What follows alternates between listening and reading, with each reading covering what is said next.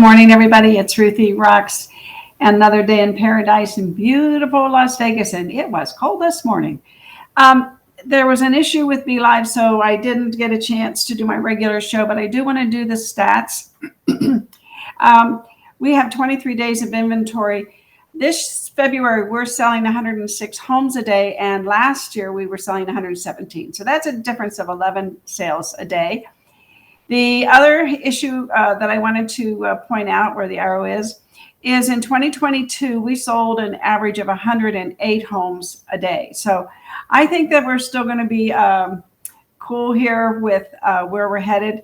The 2021 numbers were off the charts at 139. I'm not so sure we're going to hit that this year. But still, the market is good. Everybody's making sales, and investors are buying 43 homes a day. The median price has gone down a little bit, which is good. It was up there, I think, the first 2 weeks of February. It went up a little bit over 436, but now it's getting back down to, I think it's 435, 436 now, so 436,000. We'll watch that toward the end of the month and see how February fares.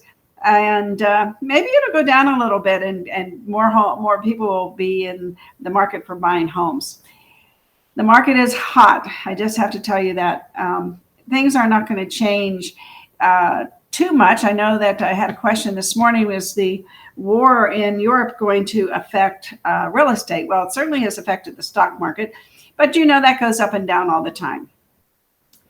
And everything affects the stock market pretty much. People moving their money around from one stock to another, and people pulling their money out, and all those things. But in real estate, we're more of a long-term investment.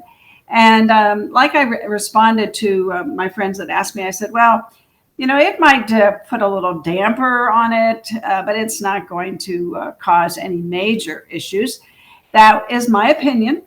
And the only thing that I can see is going to cause some problems with our market this year is the interest rates. And then we're still at a historically low interest rates. So I think we're all going to be just fine.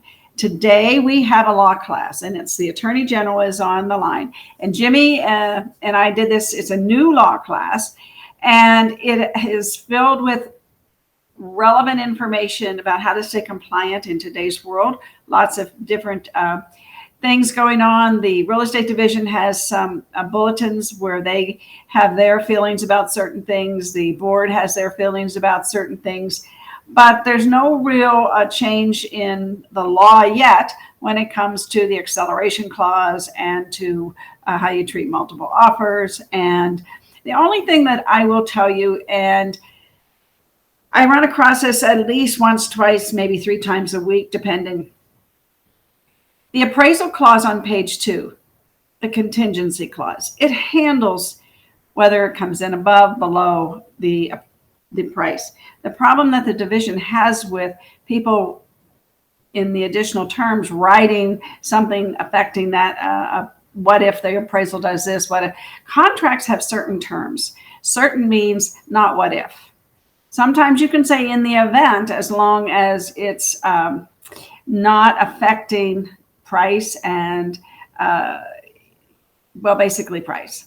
And we also have been shying away from offers that say and or assigns, because that can hold up the offer. So but again, that's legal. We just choose not to do it.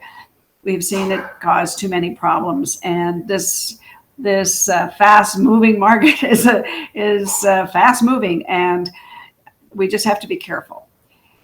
Anyway, that's it for today. We had one more thing. We had a wonderful class yesterday on the reverse mortgage.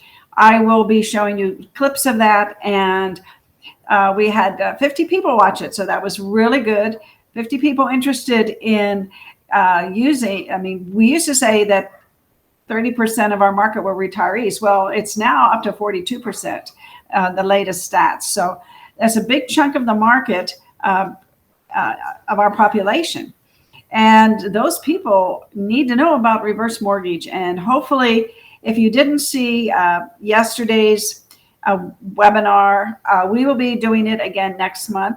So I will also, in the meantime, be educating you on some of the different points of it. So my dogs are barking in the background. John says it's time to go to work. So I will see you all tomorrow, and I have lots of good information for you. So stay tuned. Thank you, everybody. I love you.